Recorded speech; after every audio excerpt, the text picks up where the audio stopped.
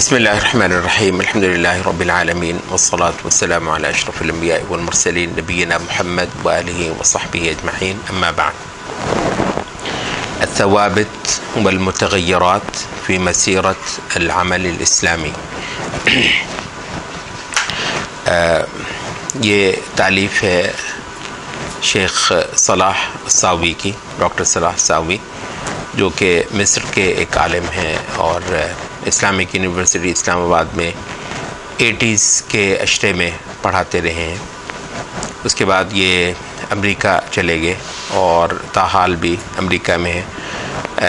America में मुसलमानों की पहली यूनिवर्सिटी जो है वो अमेरिकन ओपन यूनिवर्सिटी, जिसके पहले प्रेसिडेंट डॉक्टर जाफ़र शेख इदरीस रहे हैं, तो उसमें ये पढ़ाते रहे। और जाफ़र शेख इदरीस साहब को जब अमेरिका बदर कर दिया गया तो उसके बाद ये उस जामिया के प्रेसिडेंट भी रहे।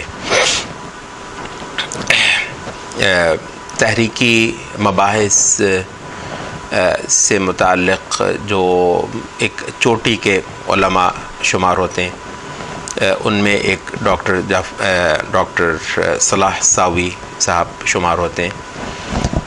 तहरीकी उलूम उनका ख़ास मैदान है। इसके अलावा फ़िक़्हुल मुआमलात में इनको माशाअल्लाह बहुत गहराई हासिल है। हमने इनकी ये किताब चुनी है अपने इन मजालिस के लिए। इसका उन्वान है अत्तवाबित वल मुतग़य्यरात। तवाबित का मतलब कॉन्स्टेंट्स और अलमुतग़य्यरात वेरिएबल्स। फ़ी मसीरा का मतलब होता है जो सफ़र है।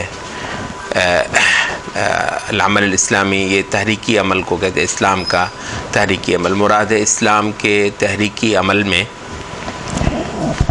जो सवाबित और मुतग़य्यरात आपको दरकार होते हैं, उनका कुछ बयान आप इस किताब में पढ़ेंगे।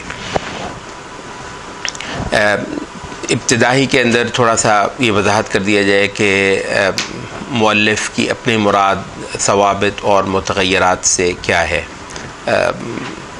गो ये लफ्ज़ लुग़त में मारूफ़ हैं और किसी हद तक सुनने वाले के जहन में इसका मफ़हूम आ भी जाता है, लेकिन ज़्यादा एक्यूरेट होने के लिए ये ज़िक्र कर दिया जाए कि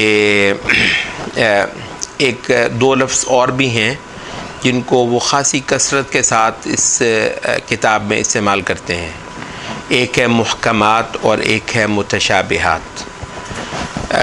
इस किताब पर जो एतराज़ हुए हैं उनमें एक ख़ासा बड़ा एतराज़ ये भी है कि ये मुअल्लिफ़ इस को एक ख़ास मफ़हूम में इस्तेमाल कर रहे हैं, मुहकमात और मुतशाबिहात। मुहकमात से एक तो वो है ना जो कुरान मजीद की आयत में है, हुवल्लज़ी अंज़ला अलैकल किताब मिन्हु आयातुम मुहकमातुन हुन्ना उम्मुल किताब व उख़र मुतशाबिहा।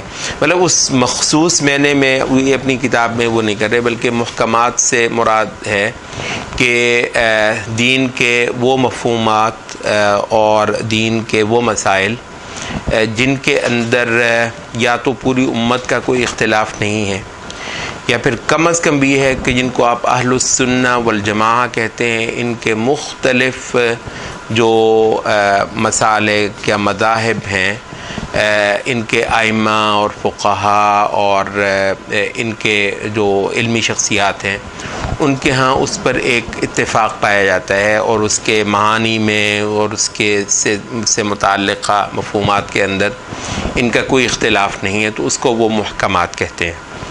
और मुतशाबिहात उनको कहते हैं कि जिसके बयान करने में, जिसके समझने में इख्तिलाफ़ हो सकता है, एक से ज़्यादा तफसीर हो सकती है, एक से ज़्यादा राय पाई जा सकती हैं, तो उनको वो मुतशाबिहात कहते हैं। तो इसी मायने में ये सवाबित और मुतग़य्यरात भी कहते हैं। अब सवाबित का मतलब जो लफ्ज़ी मतलब है वो है कि वो चीज़ जो कभी नहीं बदल सकती, वो एक तयशुदा है, एक मामला जो है वो मुसलमान उलमा और आइम्मा के यहाँ वो मसला मुसल्लम है और मुतग़य्यरात से मुराद ये नहीं है कि वो आए रोज़ बदलता रहेगा, मुराद ये नहीं। मुतग़य्यरात से मुराद है इट कुड वेरी फ्रॉम फ़क़ीह टू फ़क़ीह, ठीक है जी। एक फ़क़ीह के यहाँ इसमें एक राय पाई जा सकती है, दूसरे फ़क़ीह के यहाँ इससे मुख्तलिफ एक दूसरी राय पाई जा सकती है, एक फ़िक़ही मज़हब के यहाँ इसके ऊपर एक मौक़िफ़ पाया जा सकता है, एक दूसरे फ़िक़ही मसलक के यहाँ उसके सिलसिले में एक कोई दूसरा मौक़िफ़ पाया जा सकता है, वग़ैरह वग़ैरह। तो मुख्तलिफ़ जमातों और मुख्तलिफ़ फ़िक़ही ग्रोहों के हाँ इसके हवाले से राय मुख्तलिफ़ हो सकती है, इस महीने में बदल सकती है। ये नहीं उनका कहने का मतलब कि मुतग़य्यरात के जनाब आप अभी ये राय रख लें, चाहें तो घंटे के बाद कोई दूसरी राय रख लें, और एक साल के बाद आप चाहें तो कोई और राय रख लें। ज़ाहिर है उसने नहीं, क्योंकि जो मुख्तलिफ़ फ़ी मसाइल हैं इसके अंदर भी आप रुजू तो शरीयत ही की तरफ करते हैं ना। तो जब रुजू आपने मुख्तलिफ़ फ़ी मसाइल के अंदर शरीयत ही की तरफ किया है, तो जो शरीयत से आपको समझ आएगा, या अगर आप किसी की और की तहक़ीक़ पर अगर आप सहारा कर रहे हैं तो उसको जो समझ आया हुआ और आप तो उसको जो समझ आएगा तो आप पूरी दयानत के साथ उसी राय को इख्तियार करेंगे। और जब तक उसके अंदर आपको दलील ही की क़ुव्वत किसी और राय में नज़र ना आए कि ये आपको ख्याल में ये, तो उस वक्त तक आप उसमें राय नहीं बदलेंगे। तो मुग़य्यरा तो बसा औक़ात ना इससे लोग ये समझ लेते हैं मुतग़य्यरात से मुराद ये है कि जैसे मर्ज़ी राय रख लो या और जैसे मर्ज़ी बदलती रहे आपकी राय, ये नहीं है। तो मुख्तलिफ़ी मसाइल में भी आपका रुजू शरीयत ही की तरफ होता है और दलील ही की पर आपका सहारा होता है, और दलील से आपको जो समझ आ रही है आपने उसी की इत्तिबा करनी होती है, ता वक्त है कि दलील ही में आपको उसमें कोई कमज़ोरी या झोल महसूस हो तो फिर आप उससे हटकर किसी और राय में हो जाएंगे। मुतग़य्यरात से मुराद है कि एक फ़िक़ही ग्रोह से की निस्बत एक दूसरी फ़िक़ही ग्रोह के यहाँ इसमें राय मुख्तलिफ़ हो सकती है। मुतग़य्यरात से ये मुराद है।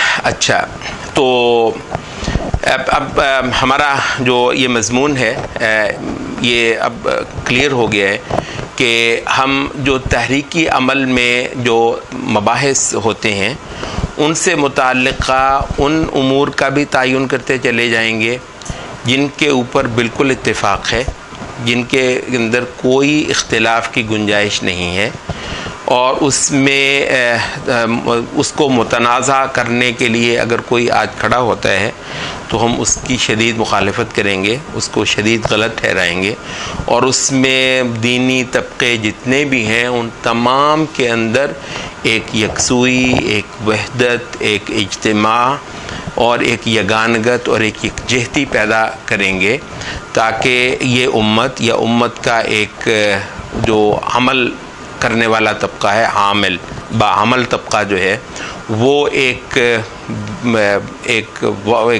बड़ी बुनियाद पर खड़ा हो सके।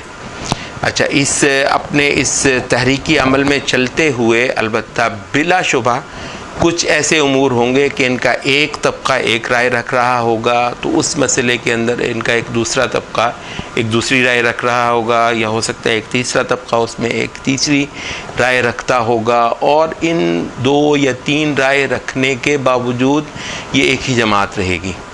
ठीक है, ये कई सारे तबके हैं उन आरा के अंदर, लेकिन ये है कि उन आरा में कई सारे तबके होने के बावजूद एक वसी तर मैंने में एक ही तबका है। ठीक है, तो अब आपको वो एक बैलेंस दरकार है जो कि उन इज्तिमाई उमूर में है जो इन सब में मुत्तफ़क़ अलैह हैं, और उन उमूर में कि जिनमें इन सब के माबैन इख्तिलाफ़ को बर्दाश्त किया जाएगा, एक दूसरे को गुंजाइश दी जाएगी, और अगर किसी ने आपसे मुख्तलिफ़ राय रखी हुई है तो आप उसको बड़े आराम से वो राय रखने देंगे, आप उस राय के कायल नहीं हैं, आप उससे हटकर एक राय रखेंगे, लेकिन ये सब के सब एक जमात होगी, एक वहदत होगी, और एक ही ग्रोह जो है अहले हक़ का या हक़ परस्तों का और हक़ को कायम करने वालों का और अपने ज़माने में बातिल को मिटाने वालों का, ये एक ही ग्रोह जो है वो होगा।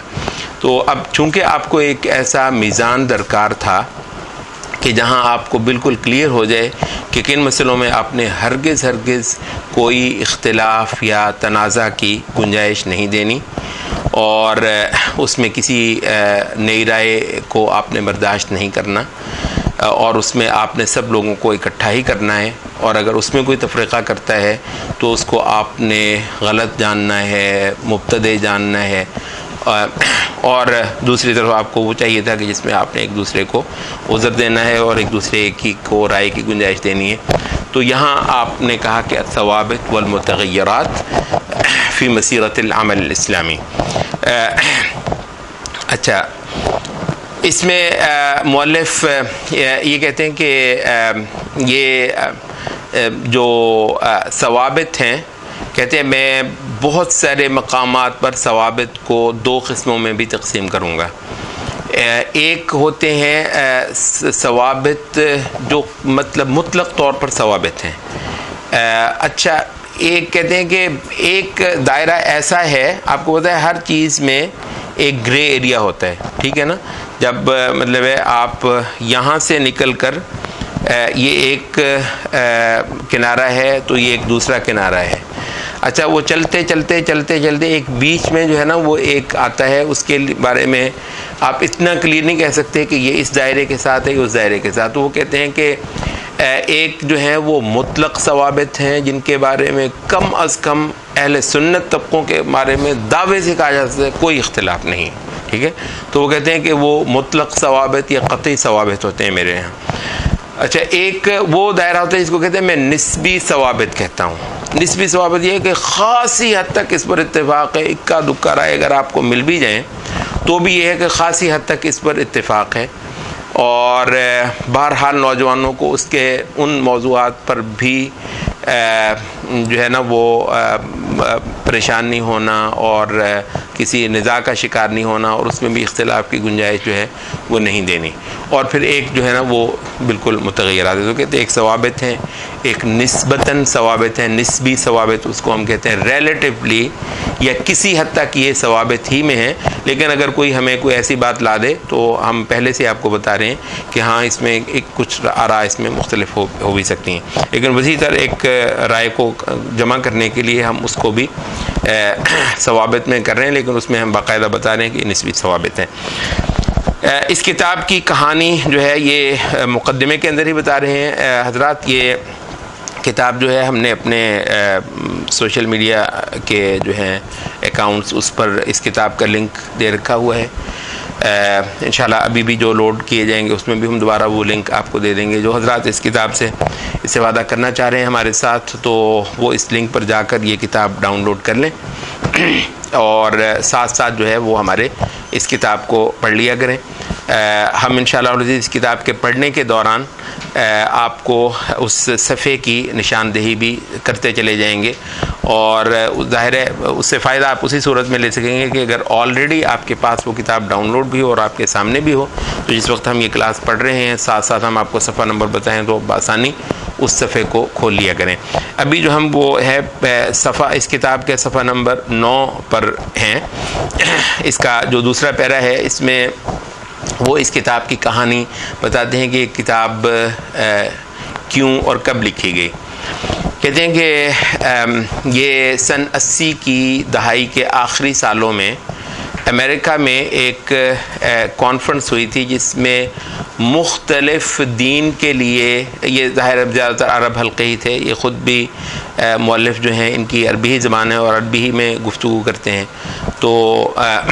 तो बहुत सारे जो दीन के लिए काम करने वाले जो तबक़े, ग्रोह, जमातें जो हैं, उन्होंने एक भला सा काम किया था कि एक कॉन्फ्रेंस की थी और उसमें उन्होंने कहा था कि बाज़ चीज़ों में हम अपने नुक्ता हाय नज़र जो है वो करीब करें और आम नौजवानों को इस इंतशार और इस अनारकी से बाहर लाने की कोशिश करें कि क्योंकि हमारा मुकाबला लादीनों के साथ है, लिबरल्स के साथ है, सेकुलर्स के साथ है, तो उसके मुकाबले पर तमाम दीनी तबके जो बरसर अमल हैं वो एक दर्जे में फ़िक्री यकजहती किए हुए नज़र आए। मतलब ये थोड़ा सा मैं इन मौलिफ़ की बात से हट कर जो है वो ये बयान करता चलूँ कि दीनी तबकों का एक वो इत्तेहाद है जो बिलुमूम इलेक्शंस के मौके पर नज़र आ जाता है। कोई ख़ास इशू खड़ा हुआ है, उस वक्त ये इकट्ठे हो गए हैं, जो कि अपनी जगह पे मतलब मुस्तहसन हो सकता है। मतलब मुझे उससे कुछ गरज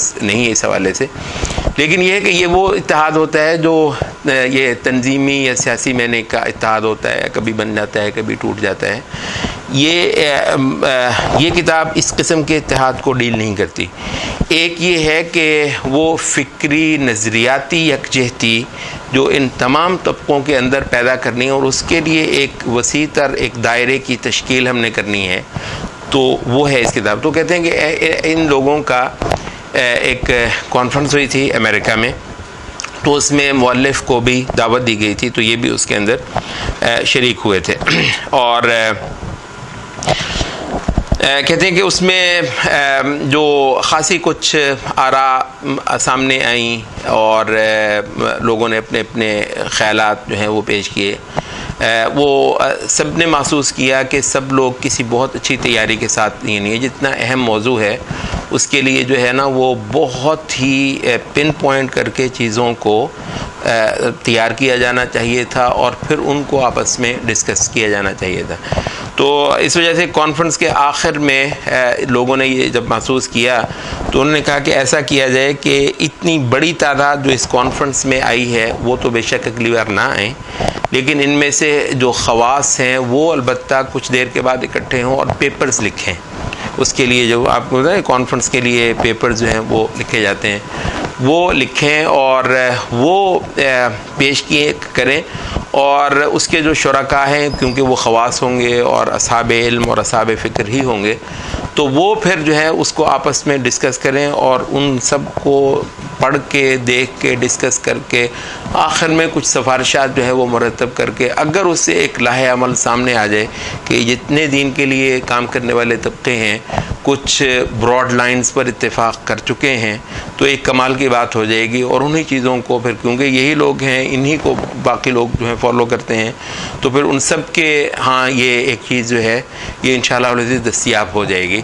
और यहाँ से आप वो फ़िक्री नज़रियाती जहती जो है वो दीन के लिए काम करने वाले तबकों को देने में इंशाअल्लाह कामयाब हो जाएंगे। कहते हैं कि ये हुआ था और इसके बाद मैंने फिर इस पे काम करना शुरू कर दिया। और ये बुनियादी तौर पर ये किताब जो है वो पेपर है जो इन्होंने उसके लिए वो तैयार किया। अब कहते हैं कि ये एक अलग बात है कि वो बाद में ऐसे वाक़यात पेश आए उसके फ़ौरन ही बाद कि ये उस कॉन्फ्रेंस के वो जो मतलब इत्तेफाक हुआ था उस पर अमल होने की नौबत नहीं आई। उसमें उन्होंने इशारा नहीं किया, लेकिन अल्लाह आलम जहाँ तक मेरा अंदाज़ा है वो ये है कि ये जो जंग खलीज हो गई थी, क्योंकि आप ये क्या कहना चाहिए अलमिया है कि बहुत सारे जो है ना ये चीज़ें मतलब कई सारे ग्रुप बहरहाल हुकूमतों वगैरह और हुकूमती पॉलिसियों के साथ इस हद तक मुंसलिक होते हैं कि ऐसा कोई भी फड्डा जो है वो इस हद तक दूरियां डाल देता है कि फिर ये लोग आपस में जो है ना इस तरह के प्रोग्रामों को डिज़ाइन तक नहीं कर सकते बैठ के।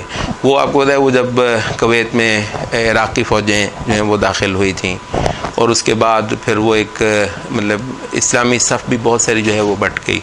कई सारे तबके जो हैं वो इस हुकूमत की हिमायत कर रहे हैं और बावजूद हुकूमत की हिमायत करने के लिए पाबंद भी हैं, और कई सारे तबके उस दूसरी हुकूमत के वो हैं, कई सारे तबके उसमें। तो ये शायद कोई इस तरह का हो गया था कि वही जो इख्वान और सलफ़ी और गैर सलफ़ी और इस तरह की मतलब ये अलमिया है कुछ कि इस तरह के कुछ वाक़यात जो है ना इस हद तक मुतासर जो है वो कर देते हैं कि कहते हैं कि उसके बाद फिर ये बेल में डे नहीं चढ़ी, वो मामला सिरे आगे बढ़ा ही नहीं। और वो जो इत्तेफाक हुआ था कि इंशाअल्लाह कुछ ही अरसे के बाद जब ये पेपर लिखे जाएंगे तो इन अहले इल्म इनको आपस में शेयर करेंगे। तो कहते हैं वो तो फिर नहीं हुआ, तो मैंने कुछ देर तक इंतज़ार किया।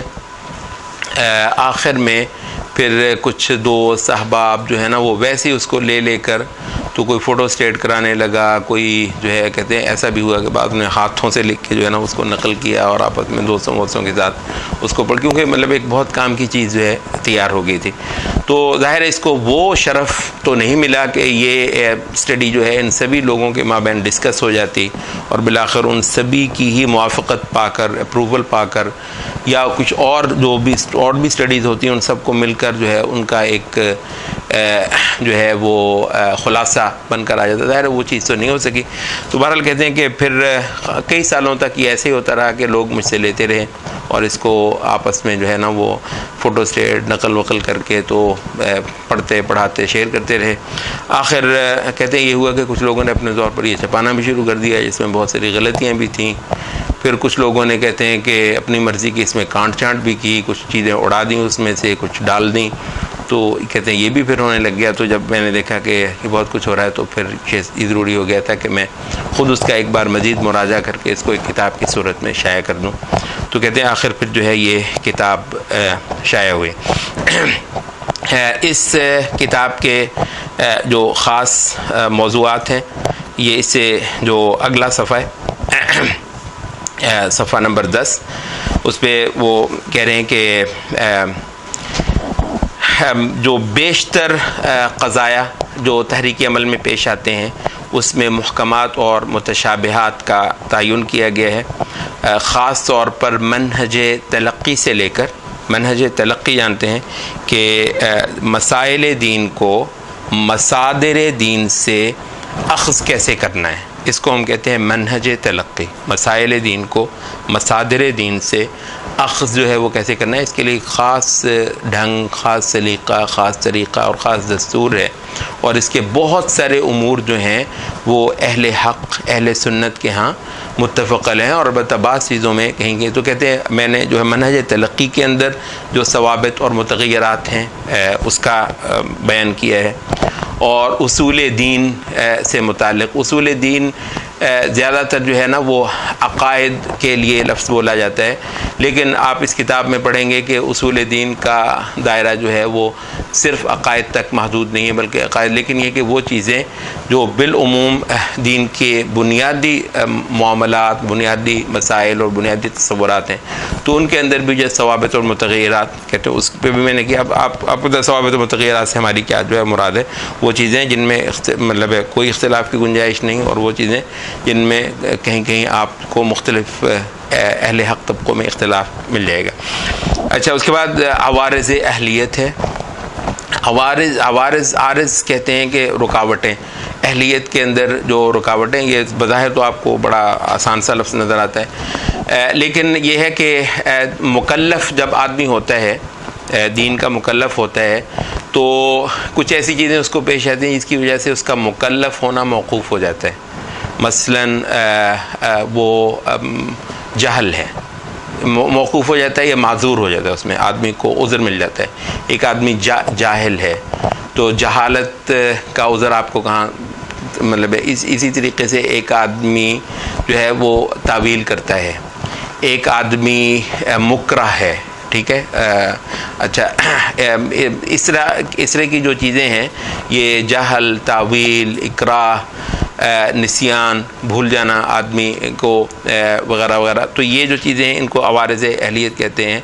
और मौजूदा ज़माने के मुसलमान जो हैं, आपको पता है बहुत सारे जो हैं वो दीन के फ़राइज़ के मामले में, यहाँ तक कि गलत अक़ायद में मुलव्वस होने के मामले में आपको अंदाज़ा है कि जब उनको हुक्म लगाया जाता है तो उस वक्त ये सारे मबाहिस जो हैं वो सामने आ जाते हैं। इसको हम अवारिज़ अहलियत कहते हैं। बहुत बड़ा एक मतलब तो उसमें कहते हैं कि ये जो मुहकमात और मुतशाबिहात या सवाबित मुतग़य्यरात उसमें वाज़े किए जाएंगे। ये इसके बाद क़ज़ाया तग़यीर जो है, इस्लामी तब्दीली से मुताल्लिक़ जो मुख्तलिफ़ मनाहिज हैं लोगों के यहाँ इख्तियार किए जाते हैं, तो उसके हवाले से भी कुछ चीज़ें ऐसी हैं जो अहले हक़ के यहाँ पहले से तयशुदा हैं, और कुछ ऐसी चीज़ें हैं कि जिनके अंदर तो ये जो तग़यीर से इस्लामी तब्दीली बर्पा करने के लिए इख्तियार किए गए जो असालीब, तरीक़े, मनाहिज हैं, उनसे मुताल्लिक़ सवाबित और मुतग़य्यरात। अच्छा, उसके बाद कहते हैं एक ताद्दुदिया दाविया होती है, ये इसको आपको कहते हैं प्लूरैलिटी। ये प्लूरैलिटी इस वक्त ख़ास लिबरल्स और सेकुलर्स हजरात की इस्तिलाह है, वो एक और सेंस में इस्तेमाल करते हैं। ठीक है, वो आपको पता है प्लूरैलिटी, वो कहते हैं कि आप दुनिया में अकेले नहीं हैं, आप मुसलमान हैं तो यहाँ हिंदू भी हैं, सिख भी हैं, ईसाई भी हैं, यहूदी भी हैं, मुल्हिद भी हैं, वगैरह वगैरह। तो इनको जो है ना आपने कबूल करना है। ठीक है, तो वो प्लूरैलिटी को जो है वो कबूल करना, तो ज़ाहिर है मतलब उसमें तो वो तो उनकी इस्तिलाह है और उससे उनके कुछ बातिल मकासद हैं उसको।